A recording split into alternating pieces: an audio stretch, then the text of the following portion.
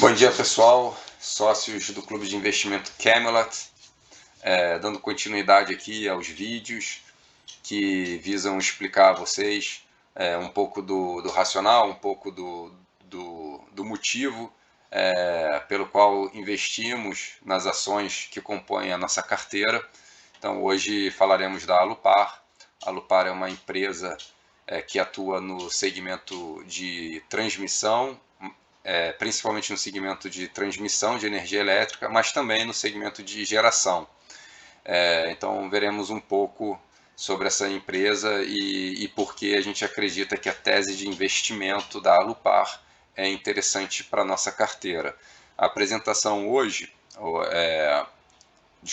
vídeo hoje, ele vai ser dividido em 4 etapas, né? Primeiro, a apresentação da empresa. Alguns de vocês provavelmente não conhecem a empresa. A segunda parte é entrar um pouco na análise fundamentalista. A terceira parte, falar um pouco do valuation, como é que a gente chegou à conclusão de que a empresa está num ponto de compra interessante, as ações da empresa estão com um valor interessante de compra. E por fim a gente faz umas considerações finais, ok? Então vamos lá. A Alupar, como eu falei, é uma empresa que atua nos segmentos de geração e transmissão de energia elétrica, mais focada na parte de transmissão. Tá? Então aqui um pouco a visão da empresa. É uma empresa que tem uma atuação forte no Brasil, uma pequena atuação também internacional, né, com os quadrados aqui eles denotam as usinas de geração, enquanto que as linhas ilustram as linhas de transmissão. Né? O que está em azul é o que atualmente encontra-se em operação, enquanto aquilo que está em verde é o que está ainda em fase de projeto ou esperando qualquer tipo de licença, liberação por parte das autoridades. Então, a gente vê 2 usinas aqui internacional, uma linha de transmissão na Colômbia, em verde, ou seja, ainda não está em operação. Aqui no Brasil, nós podemos ver algumas usinas de geração, muitas linhas de transmissão. Essa outra linha verde aqui, né, a primeira seria aqui a da Colômbia, a segunda seria essa aqui, que faz a interligação do estado de Roraima com o sistema interligado nacional. Essa é uma linha que a gente vai ver teve alguns problemas com questões indígenas, que aparentemente já foram sanadas. Então essa linha aqui já tem um prazo para entrar em operação. E tem uma terceira linha aqui embaixo, bem pequenininha, são 2 pontinhos verdes, que aparentemente está tudo correndo bem e também tem prazo para entrada em operação.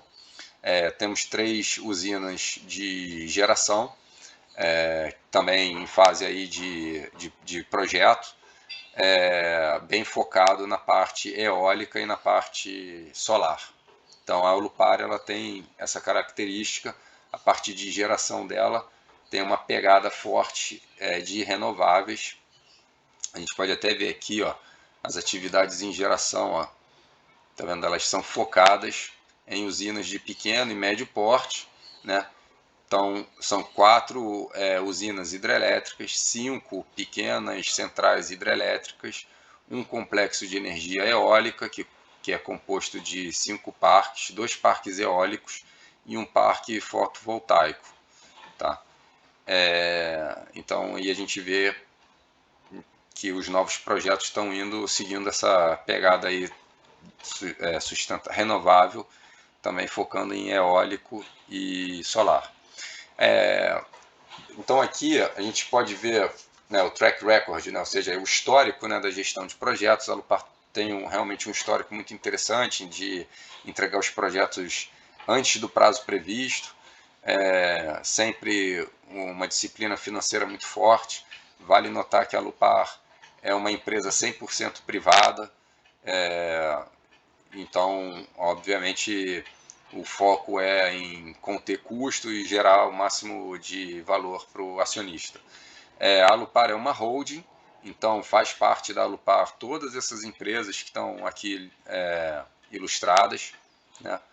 A gente pode ver aqui embaixo na estrutura corporativa, são várias empresas É muito comum isso, né, em empresas que investem em infraestrutura. Você faz aí um pouco de Project Finance, você, né, cria uma SPE, uma empresa que é basicamente criada para aquele projeto. E aquela empresa vai ser responsável por desenvolver aquele projeto de infraestrutura e depois se responsabilizar pela operação daquele mesmo projeto de infraestrutura.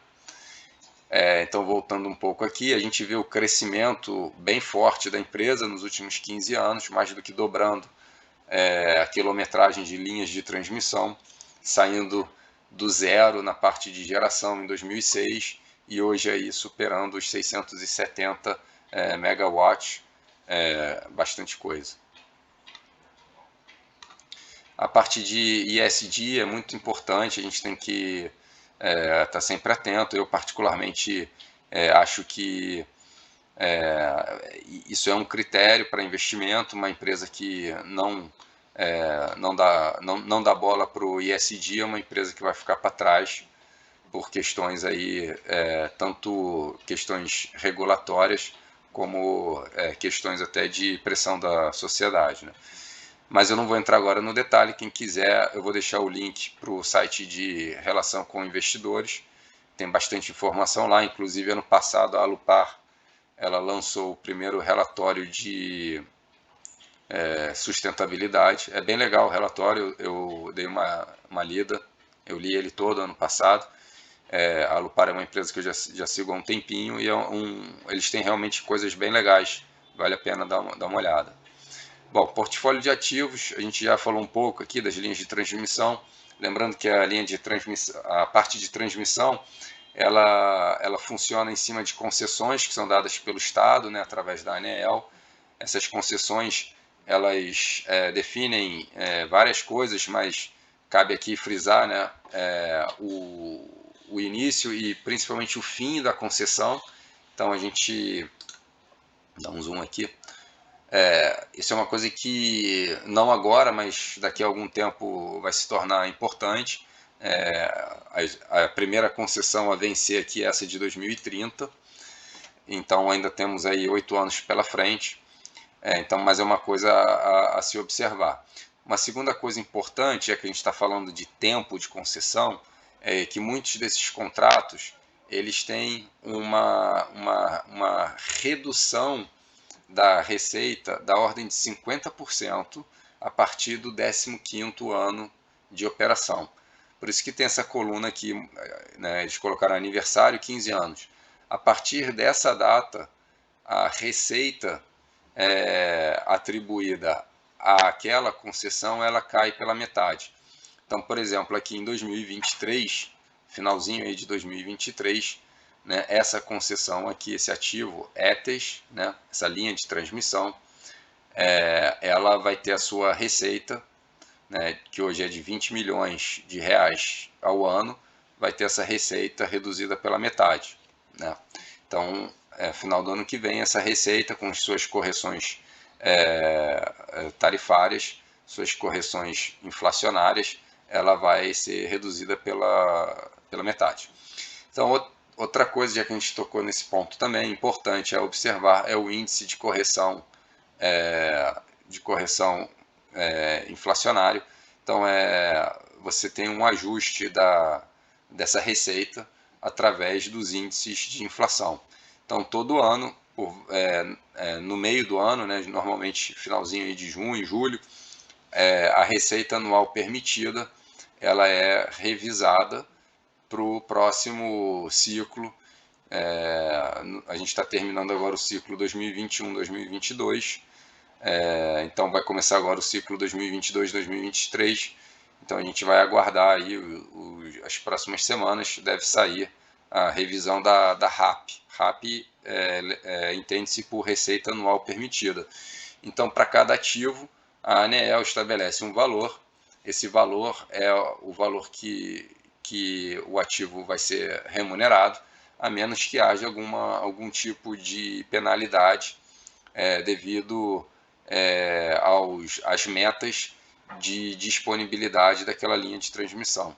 Então, se a linha de transmissão não cumprir com a meta de disponibilidade, ela sofre uma penalidade e o ativo, ao invés de ser remunerado 100% da RAP, vai ser remunerado um pouco menos, dependendo do tamanho do problema.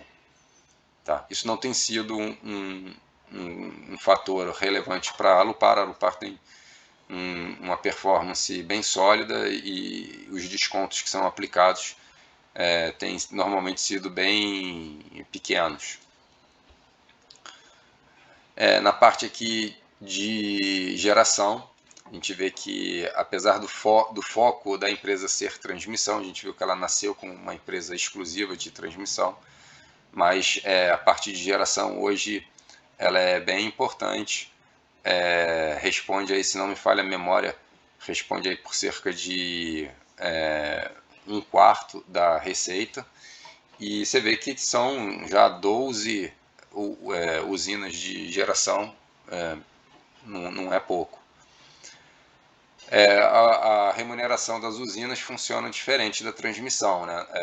Não é uma receita pré-calculada, na verdade a receita é em função da demanda de energia do país.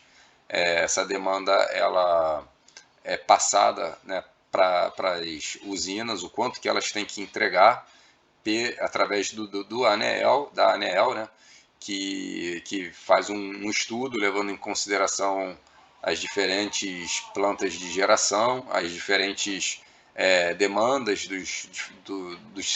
das regiões, graças a um esforço que foi feito aí na última década. Hoje o país tem o Sistema Interligado Nacional, então pode ser que uma empresa no Sul ela seja solicitada, uma usina no Sul seja solicitada a fornecer mais, não porque o Sul esteja demandando, mas talvez o Nordeste esteja demandando e ela procura fazer esse equilíbrio elétrico, né, esse equilíbrio de demanda e oferta, usando todos os recursos que ela tem interligados pelas linhas de transmissão. Aqui fala um pouco daquela linha lá de Roraima, que a gente falou, que tem um problema aqui na terra indígena.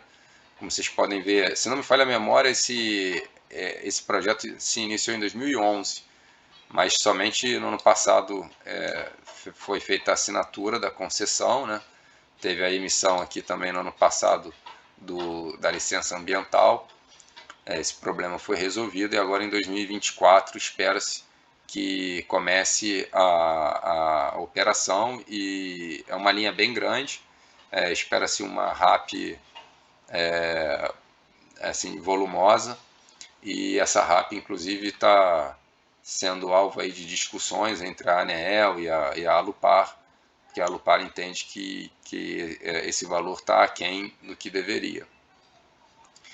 Aqui são as linhas que lá naquele outro mapa a gente mal conseguia ver, né? São linhas bem menores. Você tem ideia, aqui a gente está falando de 715 quilômetros de linhas de transmissão, né? E aqui a gente está falando só de 40, então são linhas bem menores. Mas, de qualquer maneira, é um projeto que vai entrar em operação agora em 2024 também. Então, em 2024 a gente tem aí no pipeline 2 projetos na parte de transmissão previstos para entrar em operação e somar com as suas receitas anuais. Uma característica forte da parte de transmissão é a alta previsibilidade, como falado anteriormente.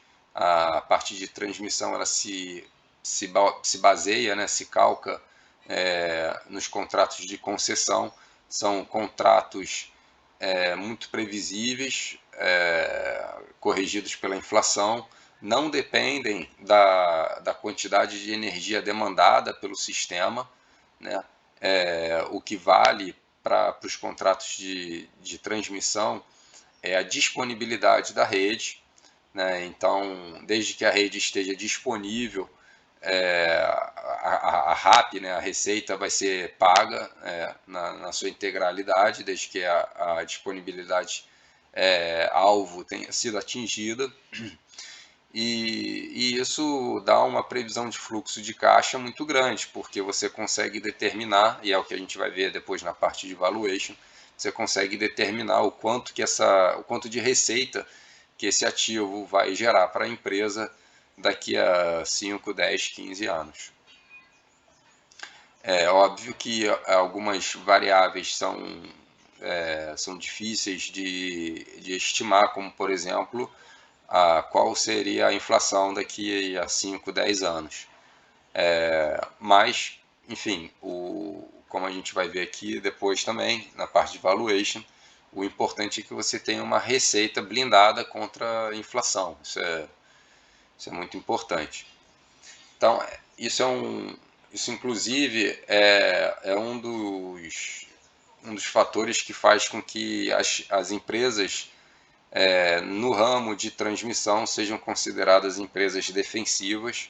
São empresas que o pessoal que gosta de dividendos, quem não gosta, né?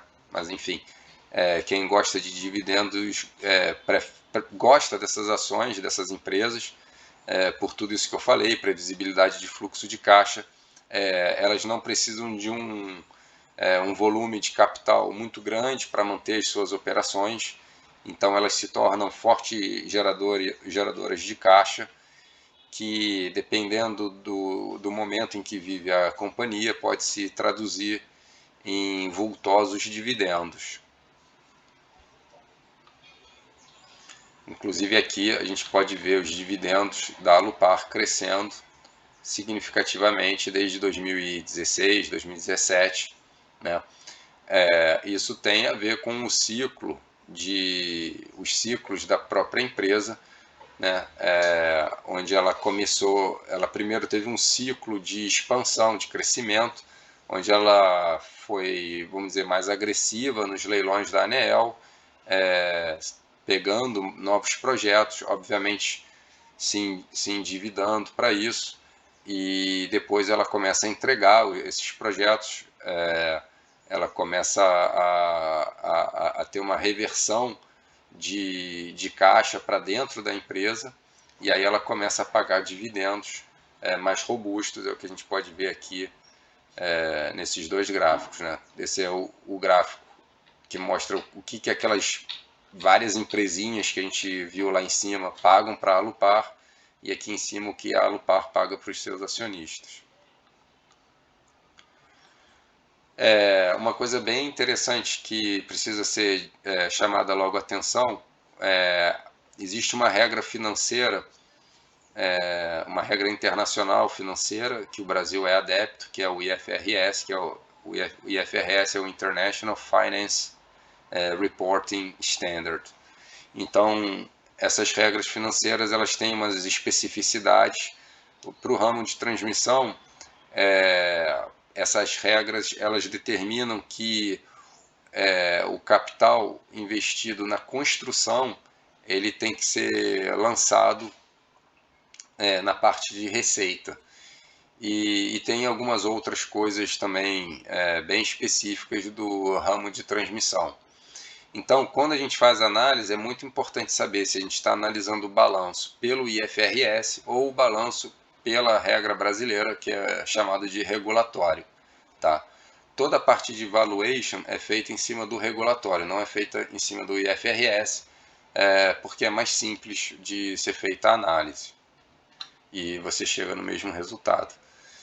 Então aqui mas a gente pode ver que independente de qual sistema sistema de contábil utilizado, independente de qual sistema contábil utilizado, a gente pode ver que os números da empresa são até bem impressionantes, né? A gente recentemente aí está tendo uma expansão do lucro líquido, né, de 33%. Eu não gosto muito de olhar lucro líquido, prefiro olhar caixa, mas enfim, é uma métrica interessante. Margem líquida subindo, né? Margem EBITDA, uma margem EBITDA muito impressionante, né? A gente ali na casa dos 90%. Enfim, são realmente indicadores sólidos. No regulatório não é diferente, a gente está aqui na casa aí dos 80%, ou seja, margens operacionais bem grandes, em progressão, receita em progressão, né? Lucro líquido e margem em progressão, então são resultados sólidos. Dívida líquida, né, em função do EBITDA, a gente vê aqui que é uma empresa que mantém seu endividamento comportado. Obviamente, nessa fase aqui de 2018, 2017, 15, é aquilo que eu estava falando antes, né? Essa foi a fase de crescimento da empresa, onde ela, como qualquer outra empresa, procura se financiar, se capitalizar, contrair um pouco mais de dívidas. Então chegou até, se a gente pegar aqui a dívida total, chegou a 4,9, né, um valor alto, mas rapidamente aqui ao longo dos anos trouxe esse valor para baixo. Hoje está bem comportado aqui na casa aí dos dois, enfim, abaixo de 3, né, que é considerado aí o limite saudável, né, para uma empresa a longo prazo. E a Alupar está dentro desse limite. Aqui tem uma coisa interessante para falar, né? Taxa efetiva de impostos. Como a Alupar investe muito em infraestrutura, e muitos desses projetos acontecem no norte e no nordeste, ela conta com incentivos fiscais interessantes, tanto por parte da Sudan como da Sudene, e isso garante uma redução significativa aí dos impostos. Então vocês veem aqui que hoje a Alupar paga aí em torno, se a gente pegar aqui 2021, ela pagou aí 16%, enquanto que o normal, né, seria, se você não tiver nenhum tipo de isenção, uma empresa normalmente paga em torno aí de 34%. Então a Alupar tem isso, é uma coisa para ficar de olho, porque a partir de 2025 essas isenções, algumas delas vão caducar, a gente não sabe se vão ser renovadas ou não, então a gente tem que trabalhar com a informação de hoje. Isso também foi colocado no valuation e isso impacta, óbvio, o valor justo da ação. Custo médio da dívida, então, como não poderia ser diferente, desde 2020 para hoje, houve um aumento significativo aí do custo da dívida, em função da escalada tanto dos índices inflacionários, como o IPCA e o IGPM, mais o IPCA, como também, obviamente, da taxa de juros, né? Então a gente vai ver mais para frente que a dívida da Alupar, ela é bem indexada a esses dois índices, o IPCA e o CDI. Então os dois subiram muito, o custo da dívida acompanhou. Aqui o perfil da controladora, eu vou falar o perfil de dívida da Consolidado, né, que pega todas as empresas. Então aqui é um perfil de dívida saudável, uma pequena parte aí, menos, né, enfim, algo aí em torno de 12% da dívida, 15%, enfim, da dívida no curto prazo, o resto a longo prazo. Então uma dívida bem alongada. Como eu falei antes, a maior parte da dívida ela está atrelada ao IPCA e logo em seguida ao CDI. Então esses dois índices, né, eles respondem aí por mais de 80% da dívida total. Aqui uma curiosidade, a maior parte da dívida ela é emitida através de debêntures. Enfim, o cronograma de amortização da dívida, a gente pode ver que com o caixa que a empresa detém hoje, ela faz frente às suas obrigações, tanto desse ano de 2022 como do próximo ano, sem o menor problema, né? Então, uma posição muito confortável. Bom, é isso que eu tinha para apresentar da Alupar. Aqui eu falo um pouco dos ativos em implementação na parte de transmissão. A gente já viu, são 3 linhas, né? Então a gente tem a linha lá na Colômbia, né? A gente tem aquela linha lá em Roraima e tem a linha em São Paulo, né? Aqui faz um acompanhamento. Bom, mas enfim, o que eu tinha para falar. Esse aqui é interessante, eu tinha mencionado, vou mostrar aqui, ó. Então, esses são os novos projetos na parte de geração. A gente deu mais informação sobre os projetos de transmissão, não falou tanto desses. Então, aqui, como eu tinha falado antes, focado na parte eólica e na parte solar. Então, esse complexo Agreste Potiguara, que é um complexo eólico, né? Enfim, tem aí algumas informações sobre ele. E aí depois a gente tem aqui uma unidade fotovoltaica, né? Então, parte aí solar. Aqui, ó, previsto para entrar em operação em 2020, finalzinho do ano que vem. Aqui, ó, pipeline dos ativos de geração, né? Então, aqui são os dois que a gente viu ali em cima.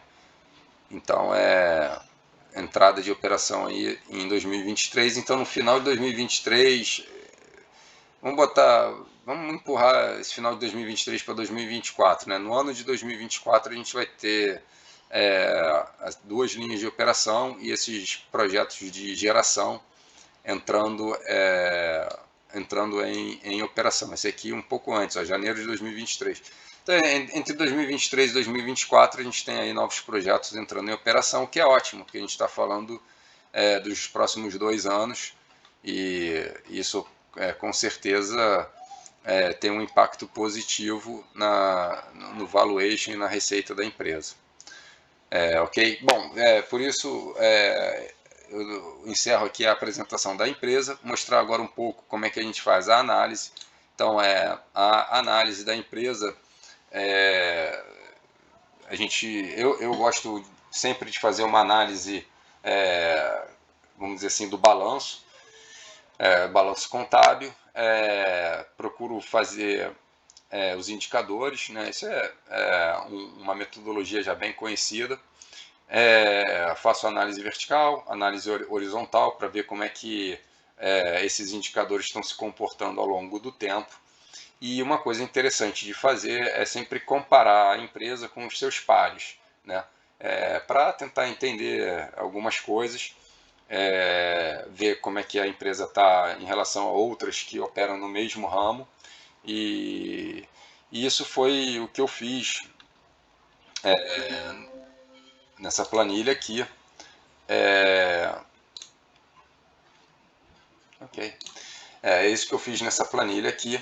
Não vou entrar muito em detalhes, senão fica muito extenso, mas posso mostrar aqui embaixo que a conclusão dessa planilha, essa planilha eu não fiz agora recentemente, fiz no ano passado, e desde então eu venho acompanhando a Alupar, como também acompanho a Taesa. São empresas que se encontram em momentos diferentes, do ponto de vista dos indicadores, da parte, vamos chamar assim, da contabilidade da empresa.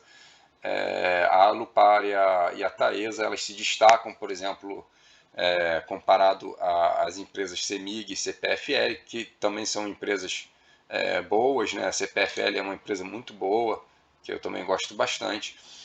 Mas a gente pode ver aqui pelo sistema que eu criei aqui de notas, né, que a Alupar e a Taesa elas se destacam sensivelmente frente às outras duas, né.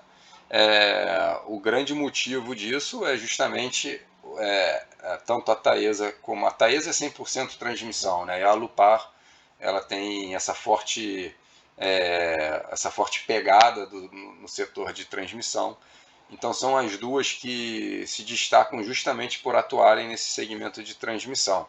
A CEMIG e a CPFL também atuam no setor de transmissão. A CPFL, inclusive, ano passado comprou uma parte, algumas linhas de transmissão no Rio Grande do Sul, justamente para aumentar a exposição dela a esse ramo de transmissão. A CEMIG é uma empresa vertical, né? Ela atua em em todos os segmentos do setor de energia elétrica, né? Ela faz geração, transmissão e distribuição. Então, uma empresa mais completa. mas do ponto de vista de margem operacional, do ponto de vista de lucratividade, as empresas mais expostas ao ramo de transmissão, elas têm uma vantagem com relação às outras. Não vou entrar em detalhe aqui nos números, queria só mostrar o trabalho que é feito, queria mostrar também esse score que foi dado aqui para as empresas e por que a gente começou a seguir a Alupar, isso já desde o ano passado. Tudo começou com essa análise aqui, a gente viu que era uma empresa saudável e que, portanto, merecia um pouco mais de atenção. Então, tendo feito essa análise e visto que a empresa tem fundamentos e está saudável do ponto de vista financeiro, a gente parte para uma análise, né, mais de valuation da empresa. Então agora eu vou mostrar aqui também, sem ficar entrando em detalhes, para esse vídeo não ficar extra longo. O valuation, o que foi considerado, né, como valuation? Foi considerado um cenário base, pegando as informações aí do Bradesco. Bradesco e Itaú, eles têm projeções muito parecidas. O motivo de escolher o Bradesco foi simplesmente pela sua planilha ser mais fácil de trabalhar, mais fácil de encontrar na internet. Eles atualizam com muita frequência e, enfim, foi mais um aspecto aí de facilidade operacional. Mas os números, quando comparados, são muito parecidos. Eu ainda dei uma ajustada aqui, baseado nas últimas previsões que foram emitidas pelo Banco Central, mas são variações muito sutis, não tem nenhum impacto significativo no resultado final do valuation se eu tivesse deixado as previsões do Bradesco intactas. Não fiz nenhum tipo de avaliação do cenário base, mantive ele aqui e fiz estudos de sensibilidade que, no meu entendimento, é a melhor maneira de tentar chegar a alguma conclusão. Bom, como é que foram feitas as projeções de receita da Alupar, né? Então, como a gente viu, as receitas se dividem, os setores da Alupar se dividem em transmissão e geração. Então, como a gente viu, as receitas da parte de transmissão, elas são baseadas na RAP, né, na Receita Anual Permitida, que é emitida, né, pela ANEEL no meio de cada ano. Então, sabendo, né, essa RAP e sabendo os índices de correção, né, a gente consegue estimar essa receita, fazendo também uma projeção da inflação. Essa projeção aqui também é feita com base nas projeções do Bradesco. Então, a gente, utilizando essas projeções, a gente vai projetar a RAP estimada para os anos seguintes, né, para os próximos anos. E aí, como dito anteriormente, a gente consegue ter uma previsão de fluxo de caixa muito precisa, né? Uma previsão de fluxo de caixa sensacional, com uma margem de erro bem pequena.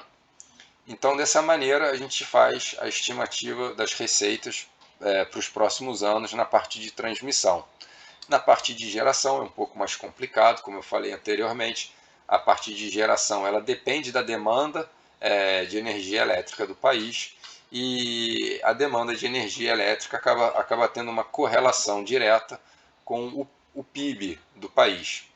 Então a gente faz uma regressão a fim de achar como que essa relação entre a receita de geração e o crescimento do PIB acontece. E a gente acha aqui uma regressão pegando, né, eu peguei só para mostrar aqui, né, eu peguei o PIB nominal trimestre a trimestre do IBGE, a receita da parte de geração também é trimestre a trimestre, né, pegando as próprias planilhas que a empresa disponibiliza no site. Aqui eu coloco as projeções de acordo, de novo, com o Bradesco, e com isso eu consigo fazer a estimativa, tá? Então, aqui na regressão, né, eu tive um percentual aí de 75%, né, pelo método do R ao quadrado. Não é sensacional, mas é bom, é aceitável. E o fato é que, quando a gente vê o gráfico aqui, a receita calculada em laranja, a receita atual, né, em azul, a gente vê que, obviamente, os picos, né, da receita atual, eles não são, vamos dizer assim, eles não são pegos pela fórmula da regressão, mas a tendência ela é pega de uma maneira muito boa.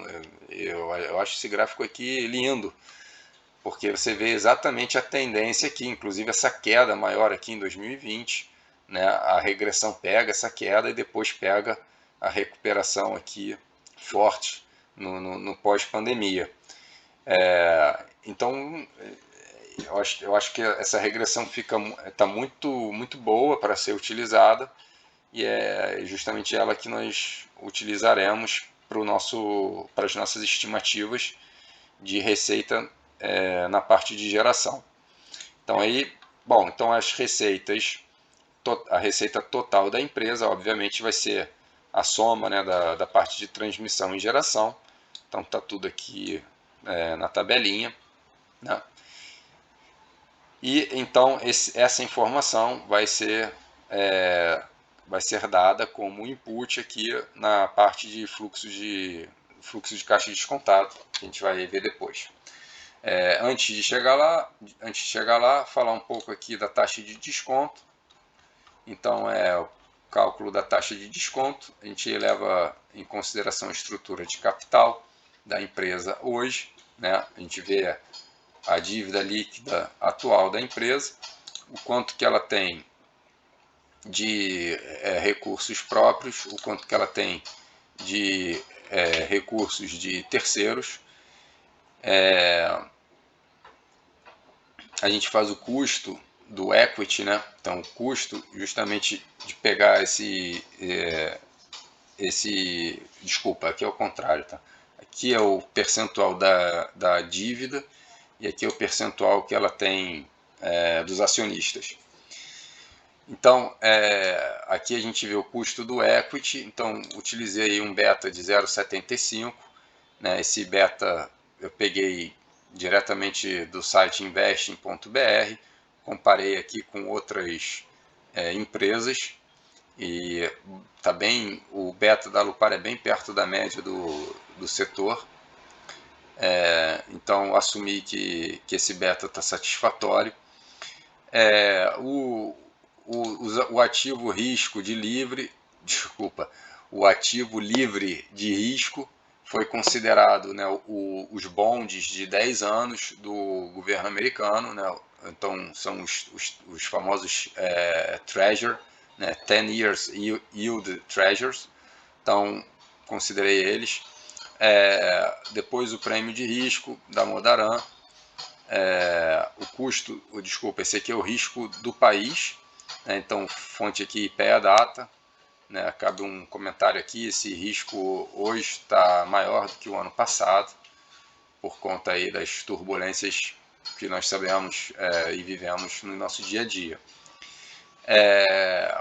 Inflação também é utilizada, inflação de longo prazo até 2026. Nos Estados Unidos, mesma coisa, inflação de média, né, da inflação de longo prazo até 2026.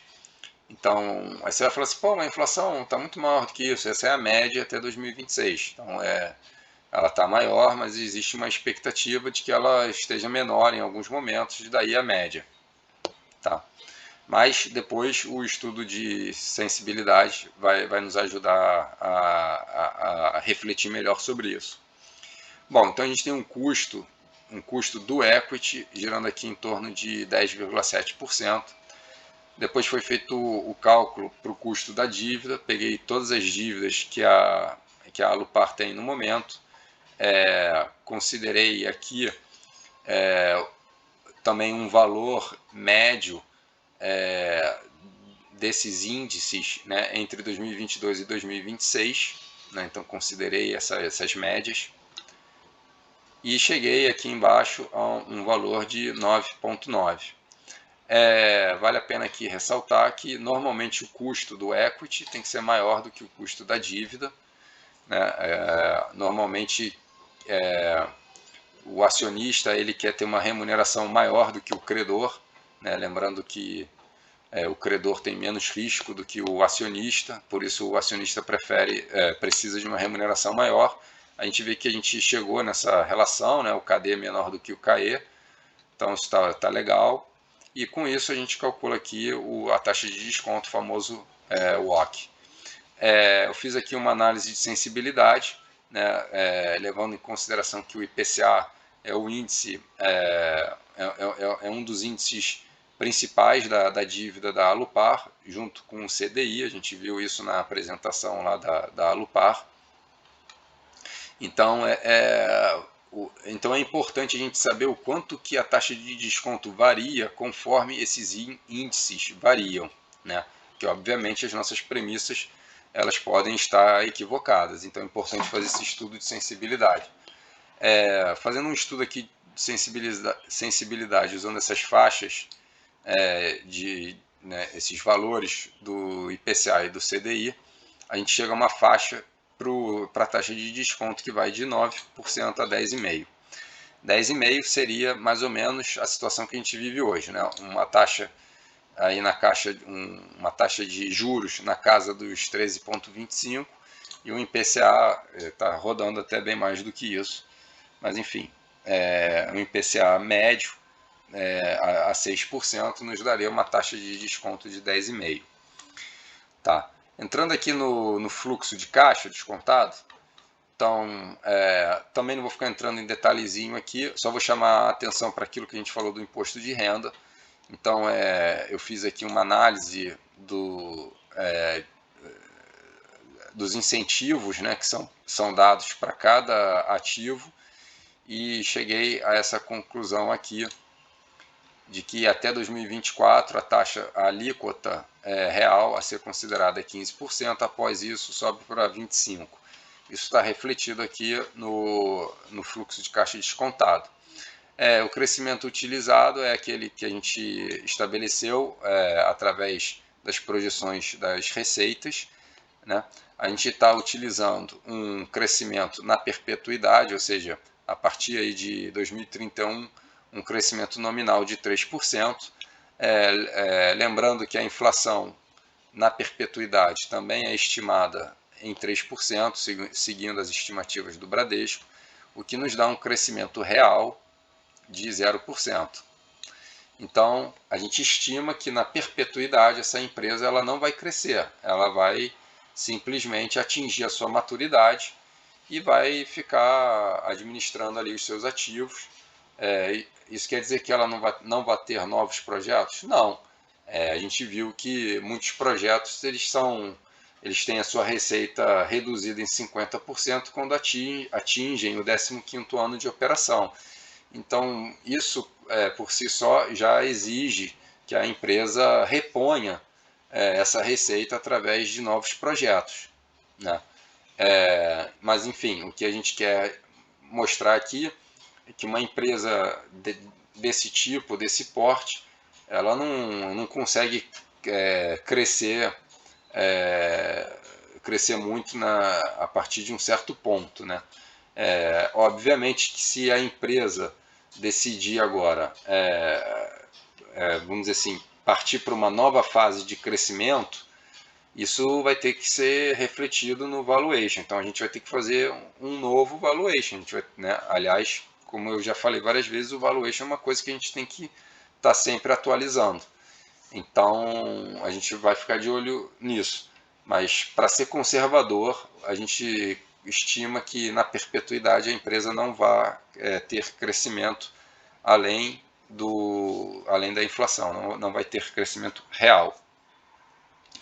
Então acho que essas são as coisas importantes que, assim, em termos de premissas, eu gosto de separar as taxas de desconto em pré-perpetuidade e perpetuidade, Por que isso? Porque pré-perpetuidade são aquelas taxas que a gente tem mais controle, né? Que eu estava mostrando para vocês antes, né? A gente tem projeções mais acuradas, né? Para os próximos 5 anos. Mas quando chega para os próximos 20 anos, a gente não consegue. Então, o estudo de sensibilidade, eu prefiro que ele foque na parte da perpetuidade e não mexa tanto na parte pré-perpetuidade. Tá? Lembrando, vale aqui chamar a atenção que a gente hoje, o valor, né, da perpetuidade, ele corresponde a 76% do valor justo encontrado para essa empresa. Então você vê que a perpetuidade, ela, enfim, não precisa nem falar a importância. Bom, tudo isso considerado aqui, todas essas premissas, todos esses valores, a gente chega a um valor justo, né, por ação de R$ 33,50. Se a gente considerar aqui o preço, ele tem variado aí entre 25 e 26, então coloquei aqui 25,50, isso dá uma margem aí da ordem de 30%. Uma margem interessante, obviamente nos faz entender que a empresa está em um bom momento de compra, né, o papel da empresa. Mas a análise não pode parar por aqui. Então a gente tem que fazer um estudo da sensibilidade para tentar entender o momento que essa empresa vive e qual o risco que a gente está correndo caso as nossas premissas venham a se mostrar não muito boas. Então, como eu falei, o crescimento é de 3% nominal, um crescimento real, portanto, de 0% na perpetuidade. Se a taxa de desconto variar, como a gente viu aqui na parte da taxa de desconto, a gente estima com esses valores aqui de IPCA e CDI, a gente tem uma estimativa aqui de variação da taxa de desconto entre 9 e 10,5. Então, se a gente considerar aqui 9 e 10,5, a gente está falando, né, de um valor para esse papel variando aqui de 27 a 37 reais, né? Então, o que seria uma taxa de desconto a 10,5, né? Vamos voltar aqui, a gente vê que a 10,5 seria um IPCA de longo prazo de 6%, ou seja, o dobro do que a gente está estimando, e uma taxa de juros de longo prazo de 13%, né? Então, basicamente, o que a gente está falando é que o cenário macro atual, ao invés dele melhorar, ele continuaria tão ruim quanto hoje, né? Ou até pior.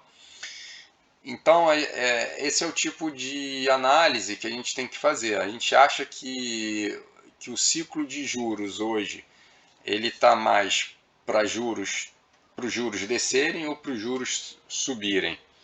A gente tem visto aí uma série de medidas para frear a inflação.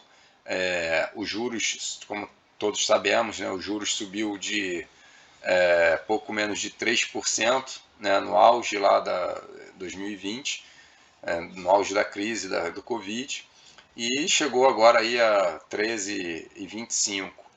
Então a gente teve um aumento aí de mais de 10% em menos de 2 anos.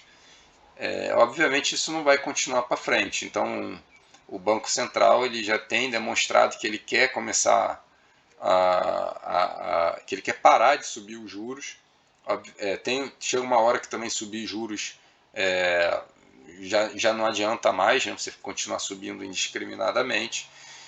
E tem outras ações aí sendo tomadas, né? Essa restrição aí do ICMS sobre ativos essenciais, sobre artigos essenciais. Então existe aí uma tentativa de combate à inflação em andamento. O Banco Central agora independente, ele tem tentado combater isso através da política de juros, política monetária.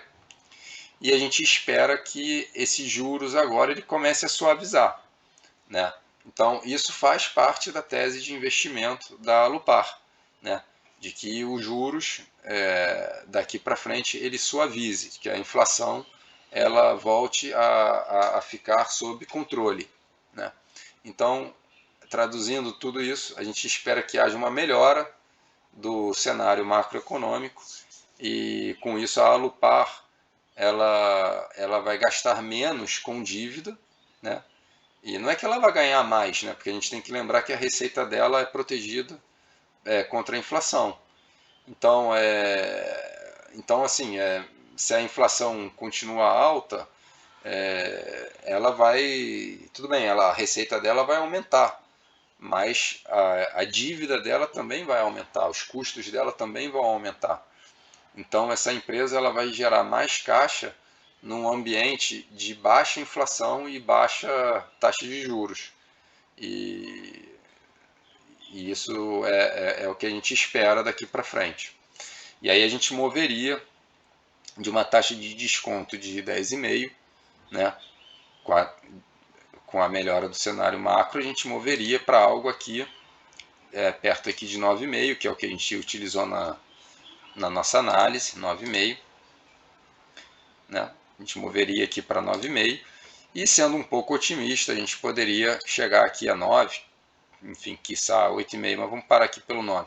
Então a gente tem ainda aí havendo essa melhora do cenário macro, a gente tem aí ainda um upside que não foi capturado aqui no cálculo, nesse primeiro cálculo, mas que existe esse upside. Tá? Obviamente, se a empresa crescer mais aqui ou crescer menos aqui, esses valores eles vão ser subtraídos ou acrescidos conforme o crescimento da empresa varia. Então, essa é a principal mensagem que tem que ficar agora registrada. A tese de investimentos em Alupar pressupõe uma melhora no cenário macro para os próximos anos.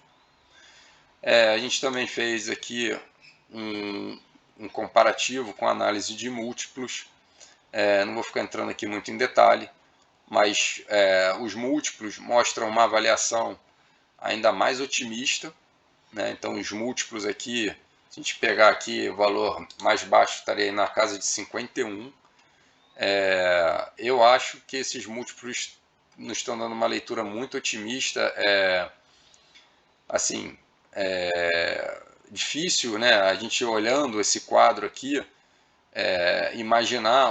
olhando esse quadro aqui, olhar um cenário que nos dê esse valor de múltiplo, né? A gente teria que assumir um crescimento da empresa e um cenário macro muito melhor.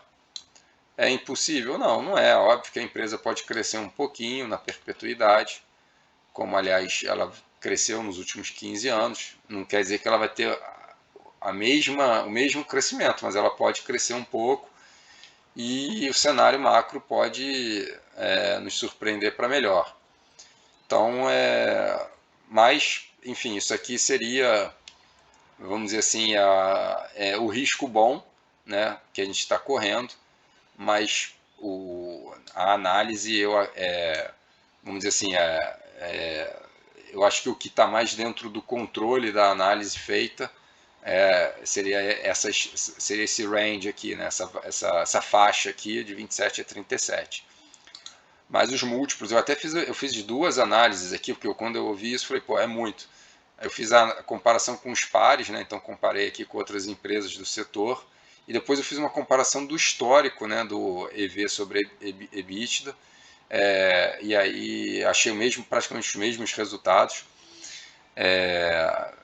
Enfim, até utilizando outros, tanto EV sobre EBITDA também dá 50 e pouco, se eu usar aqui o valor sobre o valor patrimonial também dá nessa casa aí dos 50 e poucos.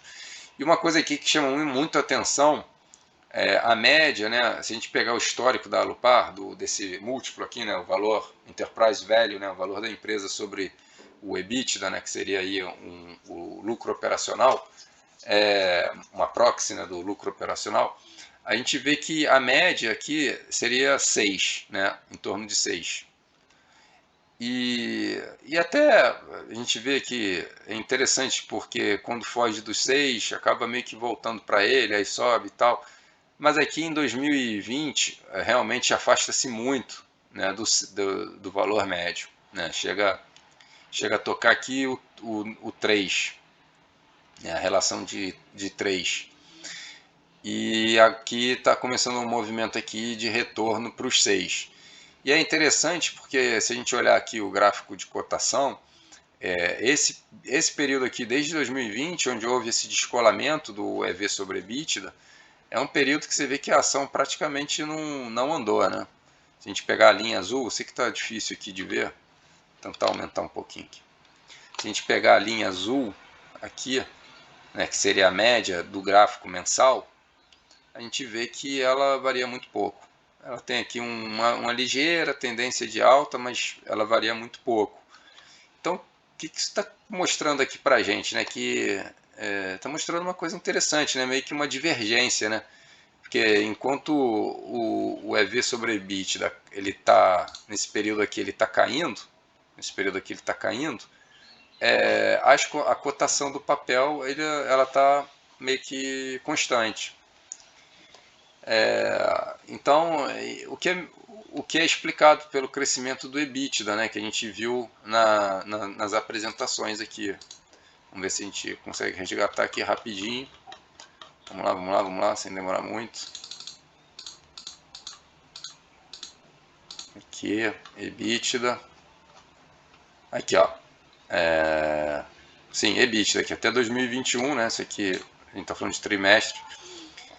Então a gente vê aqui que realmente aqui 2019, de 2020 para 2021 houve um salto aqui do EBITDA, né? Não foi esse salto do EBITDA não foi acompanhado pela cotação e aí o resultado foi essa queda aqui do múltiplo EV sobre EBITDA. Então, se a gente espera que o múltiplo agora volte a converge aqui para sua média em torno de 6, é de se esperar que haja uma valorização aí do preço da ação. Bom, é isso que eu tinha para falar. Então, isso aí é um pouco o que é a análise que é feita para a Lupar. A Lupar uma empresa que, resumindo aí, é uma empresa que tem um potencial de crescer algo em torno aí de 30% nos próximos anos, a valorização do papel aí no próximo ano, vamos botar assim, né, de 30%. É um ativo que se qualifica como bom pagador de dividendo, então enquanto a gente espera a subida do papel, a gente vai recebendo os dividendos. E é uma empresa muito bem gerida e administrada, como a gente pôde ver pelas métricas e indicadores contábeis. Então, por isso tudo, a gente investe no papel. Espero que vocês tenham gostado. Qualquer dúvida, qualquer vontade aí de saber um pouco mais, é só entrar em contato, que eu vou ter o maior prazer aí em responder, e a gente vai aprendendo juntos. Tá ok? Um abraço a todos, até a próxima. Tchau, tchau.